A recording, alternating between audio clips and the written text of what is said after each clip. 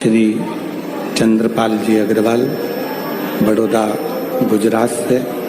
एक बार यजमान परिवार के लिए जोरदार ताली बजाकर उनका साधुवाद, वंदन, अभिनंदन। ये पवित्र कथा भगवान शिव की ही कृपा से, उनकी ही करुणा से, उनकी ही दया से चल रही है। और जब तक शिव की कृपा नहीं होती, भगवान शंकर की करुणा नहीं होती, दया नहीं होती, तब तक जीव एक क्षण के लिए भी परमात्मा का नाम उच्चारण नहीं कर सकता।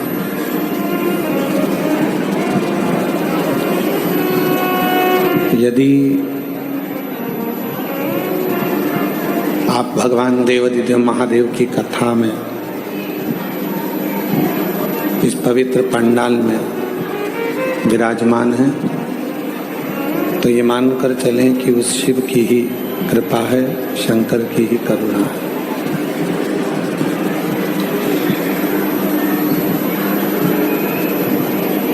देह मानव की, मनुष्य का शरीर मानव की देह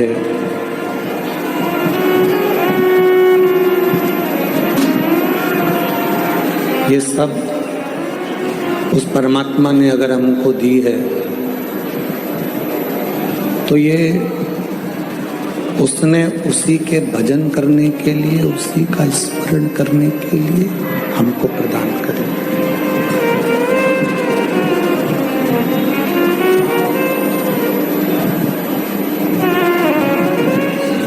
और इस मानव देह का सदुपयोग, इस मानव देह का प्रयोग परिवार को संभालो, कुटुंब को संभालो, नाते रिश्तों को संभालो, और उनको संभालते हुए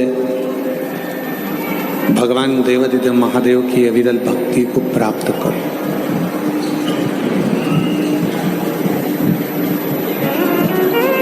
शिव महापुराण की कथा में ये बिल्कुल नहीं कहा कि आप अपना घर का त्याग करो।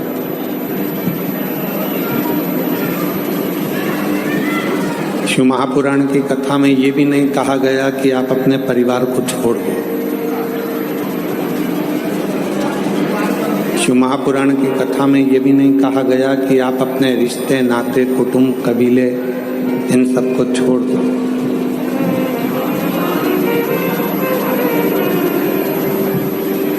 शिव महापुराण की कथा में तो ये कहा गया है कि घर में रहकर, परिवार में रहकर, कुटुंब में रहकर, रिश्तों में रहकर, नातों में रहकर भगवान शिव की अविरल भक्ति को प्राप्त करो।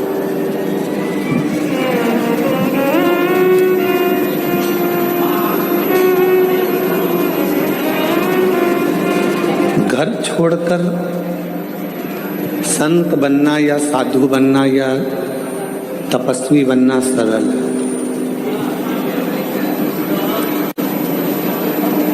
घर छोड़कर साधु बन जाना या तपस्वी बन जाना या साधक बन जाना, ये सब सरल है। पर घर में रहकर एक अच्छा गृहस्थी बनना, ये दुनिया का सबसे कठिन काम है। आज के जमाने में तो लोगों ने प्रेम के संबोधन को भी भुला दिया। लव एंड लस्ट दो शब्द हैं,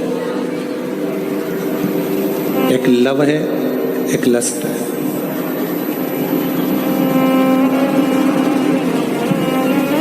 लव एंड लस्ट दो शब्द हैं। आज की दुनिया के लोग लस्ट को ही लव कह देते हैं। लव केवल प्रेम है, उसमें वासना नहीं है। और लस्ट केवल वासना है, उसमें प्रेम नहीं है।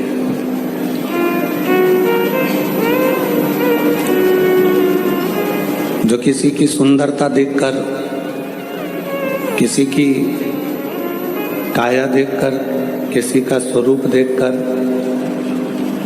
उसकी ओर जो आकर्षण हो रहा है वो लस्ट है, वो लव नहीं है, वो प्रेम नहीं है, वो केवल एक वासना है।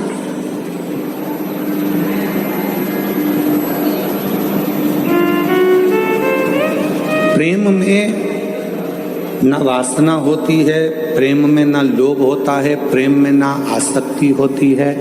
प्रेम केवल समर्पण की भावना को रखता है।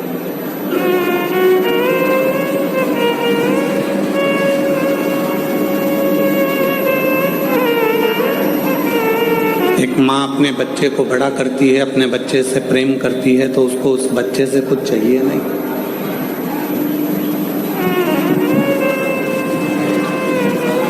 माँ ये नहीं चाहती कि मेरा बच्चा मुझे कुछ देगा जिसको मैंने बड़ा किया।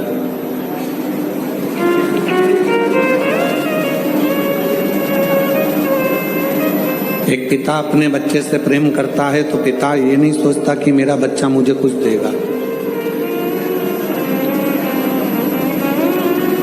और जितनी मेरी जीजियां बैठी हैं, जितने मेरे जीजा बैठे हैं, जितनी मेरी माताएं बैठी हैं, जितने मेरे बुजुर्ग माँ बाप बैठे हैं, आप सबसे निवेदन है अपने बच्चों को बड़ा करना, पर उससे आस तुम्हारी बहू ऐसी करती है, तुम्हारे भैया ऐसा करते हैं, तुम्हारी भाभी ऐसा करती है, तो पति उपत कर क्या बोलेगा, अब तू आ गई ना समझदार, तू संभाल ले, बात खत्म। अब इतनी सी बात पर अगर झगड़ा करें, इतनी सी बात पे अगर अपन झगड़ा करेंगे, लड़ेंगे, तो कहाँ तक रही थी, अब तू संभाल। पार्वती जी ने कहा मैं संभालू, हाँ ठीक है। अब माँ जगत जननी जगदम्बा अम्बा ने आज सारे गणों की मीटिंग करी। इतना फैलारा पूरे कैलाश पर फैला है, कौन उठाएगा? एक एक करके सारे गण खसक गए।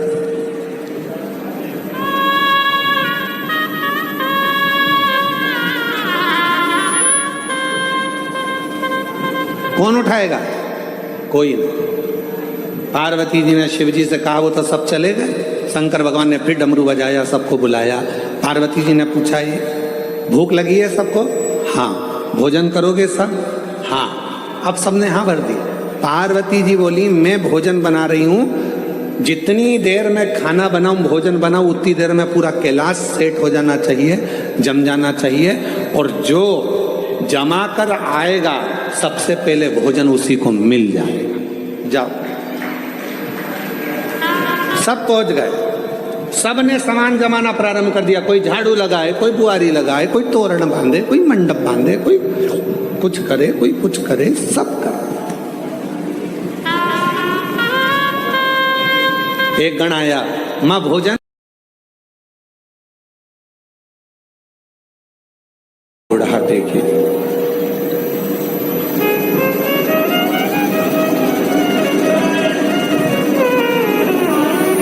इस बुढ़ापे की अवस्था में अब कोई अपना नहीं होता।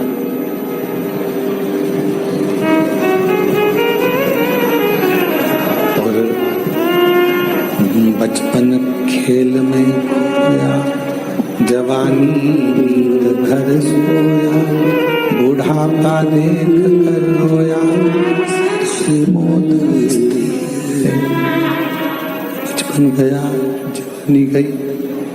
आवाज सेट नहीं है तुम्हारी साउंड की। बचपन गया, जवानी गई, अधेड़ी गई, आया केवल बुढ़ापा। और बचपन खेल में खोया, जवानी नींद भर सोया, बुढ़ापा देख खोया,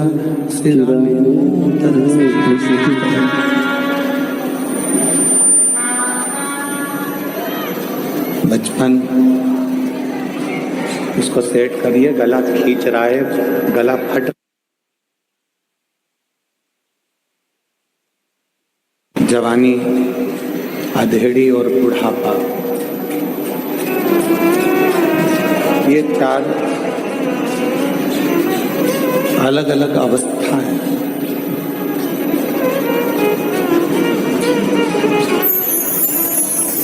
और इन अवस्थाओं में हम कितना भगवान का भजन करें हैं, हम कितना मंत्र जाप करें हैं, हम कितना स्मरण करें हैं, हम कितना कीर्तन करें हैं। शिव महापुराण में एक बात और अच्छी बताई कि मान लो हम यदि भगवत नाम कीर्तन ना कर पाए, हम भगवत भजन ना कर पाए, हम स्मरण ना कर पाए, हम मंत्र जाप ना कर पाए, तो उस परमात्मा की चौखट पर जाने के लिए फिर हम कौन सा ऐसा अपनी जिंदगी का कर्म करते रहें जिससे उस परमात्मा के सामने हम जा सकें, उस परमात्मा के सामने हम पहुंच सकें। साउंड कान में चुभने वाला हो रहा है, इसको मिठास डालिए, वाणी खींचकर बोलना पड़ रहा है। भारत के गांव देश की आत्मा है। रोजगार योजनाएं ग्रामीणों को काम तो देती हैं, पर अब बदलती जरूरतों के साथ गांवों को चाहिए नई दिशा, जिससे देश 2047 तक विकसित भारत बन सके। मोदी सरकार का अभूतपूर्व कदम विकसित भारत जी राम जी अधिनियम 2025, जहां रोजगार की गारंटी बनेगी राष्ट्र निर्माण की गारंटी। अब हर ग्रामीण परिवार को 100 नहीं पूरे 125 दिनों के सुनिश्चित रोजगार की गारंटी, बेरोजगारी भत्ते की गारंटी, भुगतान में देरी होने पर मुआवजे की गारंटी, जल सुरक्षा, बुनियादी ढांचा, आजीविका और आपदा से सुरक्षा जैसे निर्माण कार्यों से रोजगार बढ़ेगा, आय बढ़ेगी और गांवों में बनेगा टिकाऊ निर्माण। ग्राम सभा बनाएगी विकसित ग्राम पंचायत योजना। विकसित भारत जी राम जी अधिनियम 2025, हमारा संकल्प विकसित ग्राम पंचायत से विकसित भारत।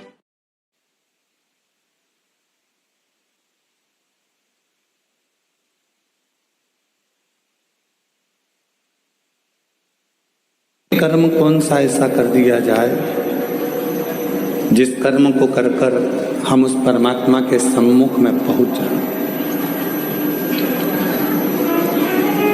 हम परमात्मा के सामने पहुंच जाएं। और शिव महापुराण में वेद व्यास जी वर्णन करते हैं कि वो एक कर्म ऐसा है, सत्कर्म।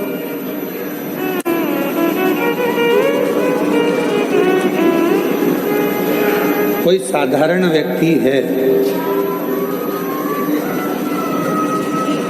उसको शिक्षा की जरूरत है। आपके पास अगर भगवान ने धन दिया है तो उसको अच्छी शिक्षा दीजिए। उसको चिकित्सा की जरूरत है, उसको चिकित्सा दीजिए। चिकित्सा मिले तो चिकित्सा, शिक्षा मिले तो शिक्षा, जो उसको मिल जाए, उसको जरूरत है उसको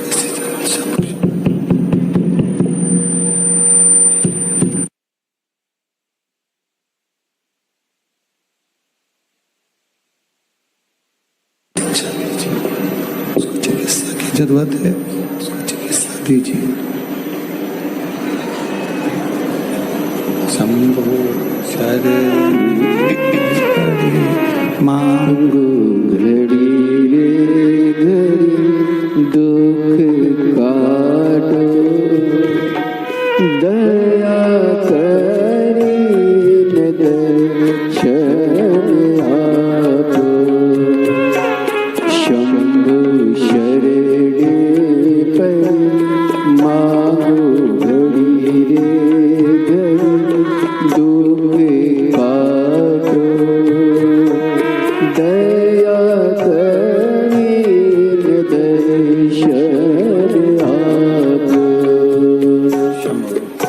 जहाँ शिक्षा की जरूरत है वहाँ शिक्षा दीजिए, जहाँ चिकित्सा की जरूरत है वहाँ चिकित्सा दीजिए। शिक्षा और चिकित्सा ये दो शब्द,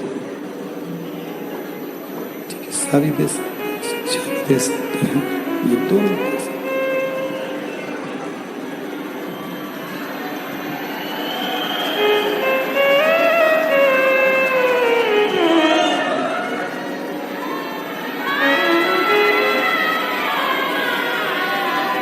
जहाँ शिक्षा की जरूरत है जहाँ शिक्षा दीजिए, जहाँ चिकित्सा की जरूरत है वहाँ चिकित्सा दीजिए।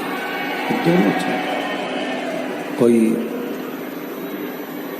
साधारण व्यक्ति है, उसको शिक्षा की जरूरत है तो उसको शिक्षा प्रदान करें। उसको चिकित्सा की जरूरत है, उसको चिकित्सा प्रदान करें।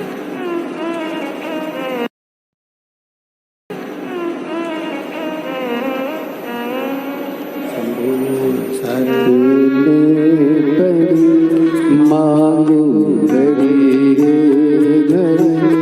दुख काटो, दया करीन दर्शन आपो। बड़ी हो रही है, कुछ भी नहीं है। माइक की डोरी मोरी सब अच्छी है, तो मैं सेट नहीं कर पा रहा। 2 शब्द निकलते हैं, बाकी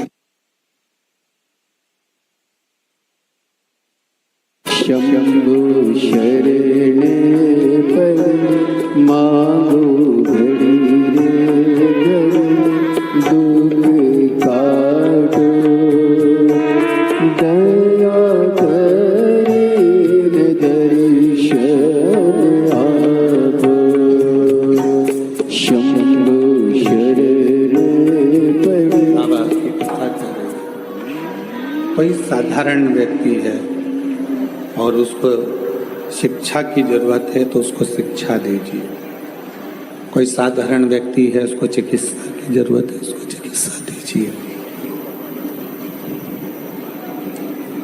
इस शिक्षा और चिकित्सा परमार्थ के 2 कार्य ऐसे हैं, ये दोनों कार्य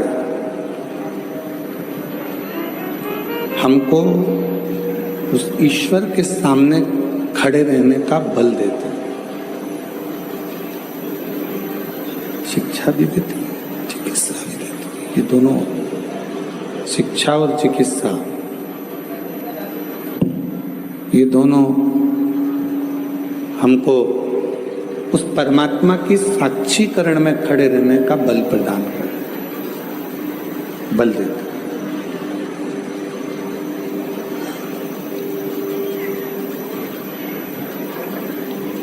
परमार्थ, कई लोग कह देते हैं कि हम बहुत दान करते हैं, कई लोग कह देते हैं हम बहुत पुण्य करते हैं, कई लोग कह देते हैं कि हमने दान भी किया, पुण्य भी किया, सत्कर्म भी किया, हमने बहुत कुछ किया, दान भी कर रहे हैं, कर्म भी कर रहे हैं।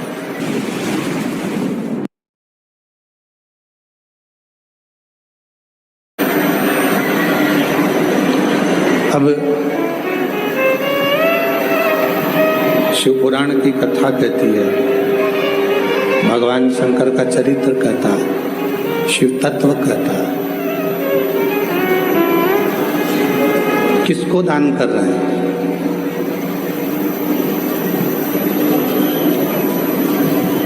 कहाँ पुण्य कर रहे हैं, कहाँ सत्कर्म कर रहे हैं, बताया जाए। कहाँ पुण्य है, कहाँ सत्कर्म है, कहाँ दान है।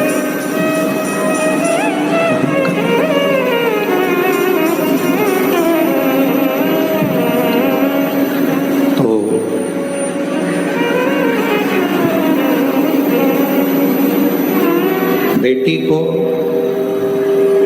कई माताएं कह देती हैं, कई जीजियां कह देती हैं, कई बहनें कह देती हैं, कई भाई कह देते हैं कि हम,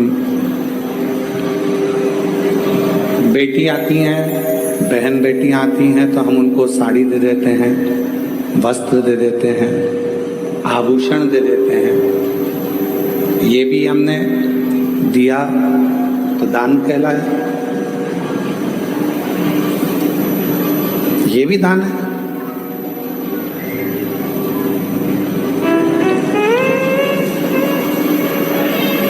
थोड़ा सावधानी से सुनिएगा कथा को।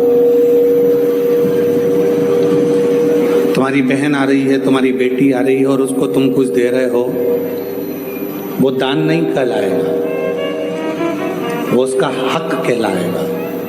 ऐसे नहीं दोगे तो दूसरी तरह से लेना आता है, उसको दान नहीं कहेंगे। बहन को कहा साड़ी दिला दी तो तुमने सोचा कि मैंने उसको साड़ी दिला दी है, तो तुमने सोचा कि मैंने उसको दान कर दिया, उसको वस्त्र दिला दिया तो तुमने दान कर दिया, उसको आभूषण दिला दिया तो दान कर दिया।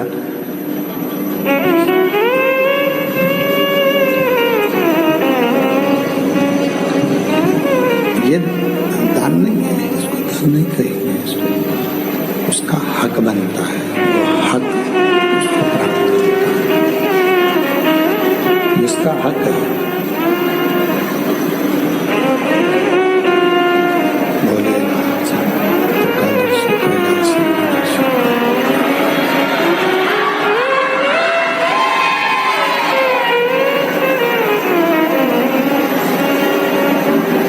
इस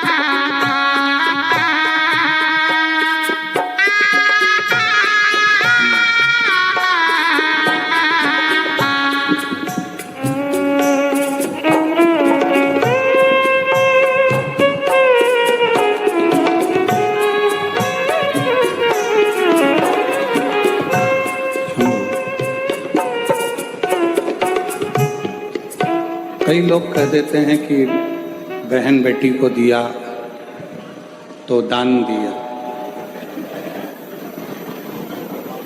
शिव महापुराण की कथा कहती है बहन बेटी को दिया वो दान नहीं है, वो उसका हक है।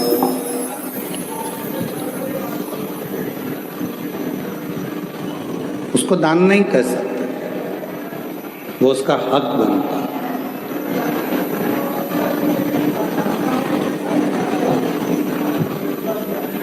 कोई कहता है कि हमने हमारे परिवार के व्यक्ति को दिया, दान दिया, वो दान नहीं कहलाता। दान की परिभाषा किसको कही गई कि परिवार के अंदर कोई दूसरा व्यक्ति है, मान लो कोई रिश्तेदार है और उसका बच्चा पढ़ना चाहता है, शिक्षा अध्ययन करना चाहता है, उसको चिकित्सा की जरूरत है, आपने उसके लिए कोई सहयोग करा, वो दान की गिनती न करें, उसको दान कहा जाएगा कि वो। अब ऐसे तो लोग कह देते हैं कि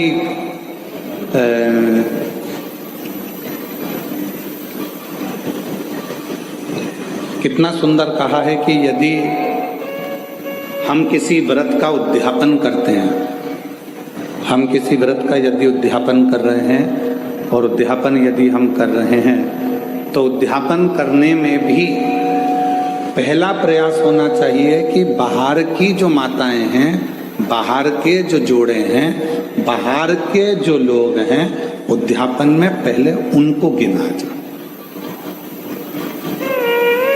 और हम क्या करते हैं, अपने घर में ही उद्यापन करना है, घर की तो देवरानी जेठानी इतनी सारी हैं, वैसे भी तो बुलाना ही पड़ेगा, तो वैसे की जगह ऐसे बुला लो, गिनती की गिनती हो जाएगी और उद्यापन का उद्यापन हो जाएगा।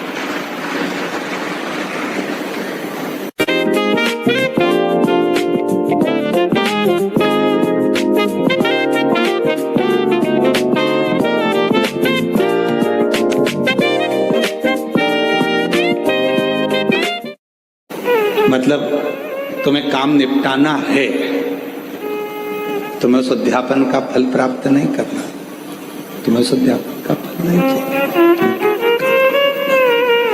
तुम्हें केवल काम को निपटाना है, केवल काम निपटाना नहीं है।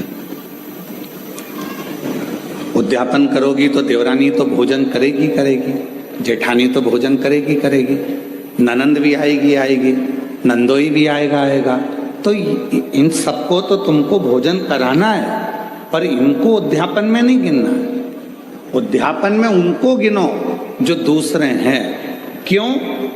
हम अगर जेठानी को भोजन करा रहे हैं उद्यापन में और जेठानी झूठे बर्तन को हाथ लगा रही है, हम ननंद को भोजन करा रहे हैं उद्यापन में और ननंद पट्टी बिछा रही है, भोजन परोस रही है, काम कर रही है, तो तुम्हारे उद्यापन का फल कहां से मिलेगा तुमको? उस उद्यापन का फल भी तो मिलना चाहिए,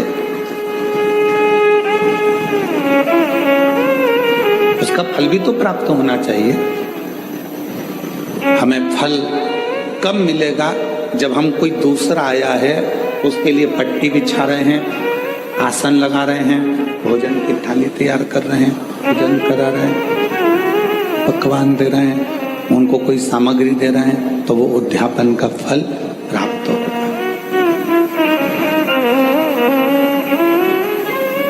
वो लेकर गया, यहाँ से थोड़ा आपने कुछ दिया, उसको कलश दे दिया, तुमने कोई सुहाग की सामग्री दे दी, कोई चूड़ी दे दी, कोई बिछी, कोई ब्लाउज पीस दिया, कोई तुमने उसको साड़ी दी या कोई सामान दिया, तो वो लेकर गए, वो लेकर पहुंच गए, तो वो उद्यापन है। अब तुमको मालूम है कि अगर मैं उद्यापन करूंगी तो मुझे ननंद को तो बुलाना पड़ेगा, मम्मी नहीं मानेंगी।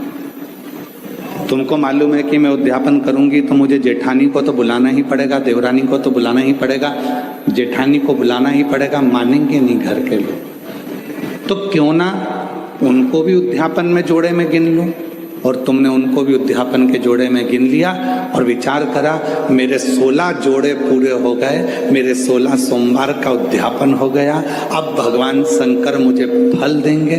शंकर जी सोचे जितनी चतुर तू है उससे चौगुना चतुर मैं हूं।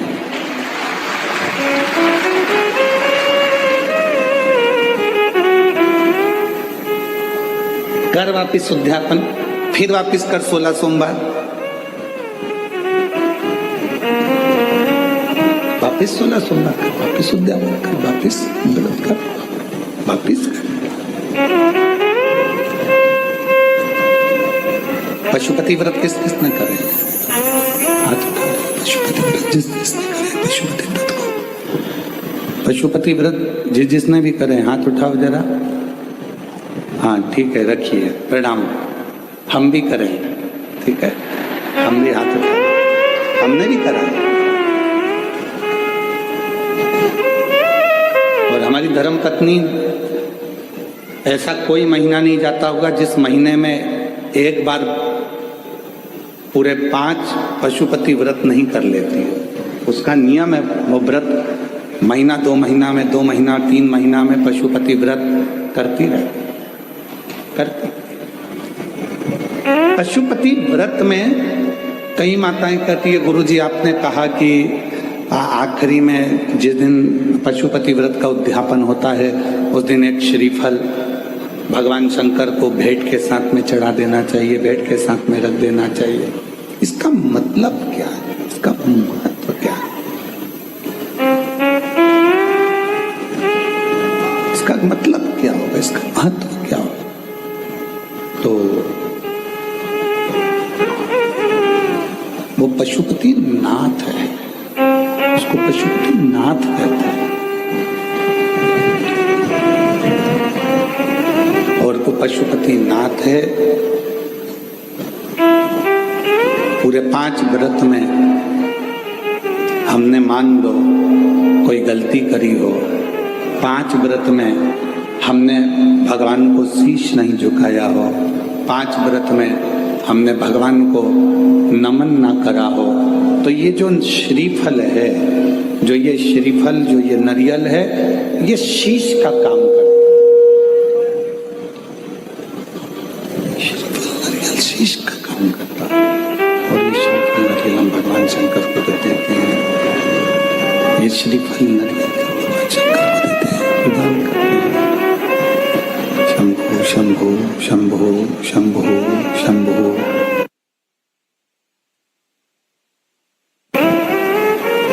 ये नारियल शीश का काम करता है। हे प्रभु, हो सकता है कि मैंने अपना शीश आपके चरणों में नहीं नवाया हो सकता है जैसे गलती हो गई, हो सकता है मैंने गलती करी, मैं आपके चरणों में शीश सकी, इसलिए मैंने ये शीश रूपी नारियल, मैंने ये अपना मस्तक, शंभो शंभो, मैंने अपना ये मस्तक, अपना ये शीश आपके चरणों को नमन करने के लिए,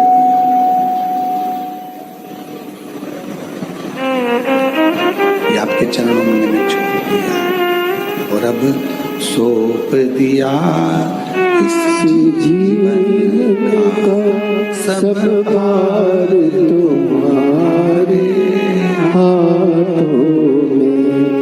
अब सौंप दिया इस जीवन का सब भार तुम्हारे हाथों में। है हार तुम्हारे हाथों में और जीत तुम्हारे हाथों में। है हार तुम्हारे हाथों में और जीत तुम्हारे हाथों। इस जीवन का सारा भार हमने उस परमात्मा के चरणों में सौंप दिया।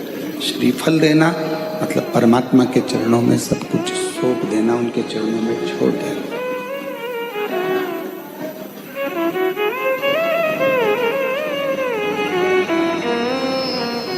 ये जितना कई लोग कहते हैं गुरुजी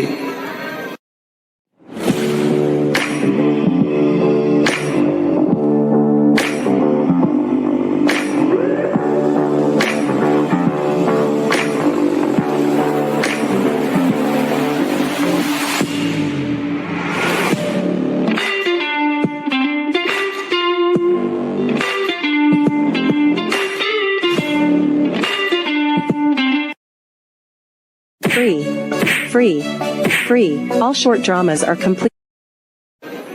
गुरुदेव, हम आप कहते हो कि पूर्व समय का हमारे कर्म का भोग हमको इस जन्म में आकर भोगना पड़ता है।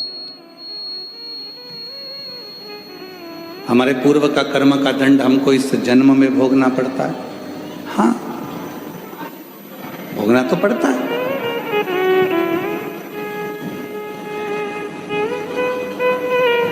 पहले जब हम छोटे थे,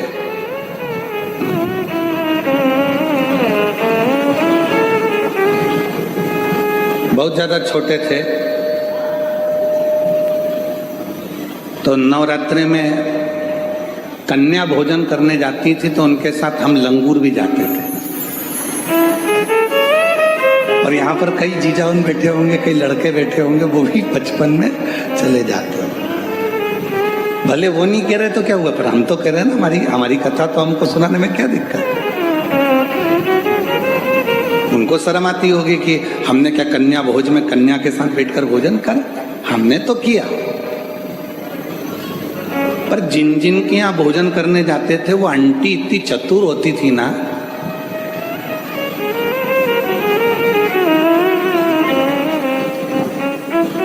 पूड़ी बनाती, हलवा बनाती, सब्जी बनाती। अब उस समय पर हमें भी 3-4 घर में भोजन करने जाना पड़ता, तो कई घर ऐसे थे कि जहां पर हम भोजन नहीं कर पाते तो वो क्या करती, बेटा जितना खाना उतना खाना, बाकी का बांध के ले जा। वो आंटी इतनी चतुर थी कि हमें जितना खाना होता था उतना खा लेते थे, और बाद में वो आंटी ऐसे पूरा पत्तल की ऐसी घड़ी बना के उसमें पूड़ी सब्जी सब रख के और हमको दे देती थी, और साथ में विदा में एक केला भी दे देती थी, और हम चले जाते।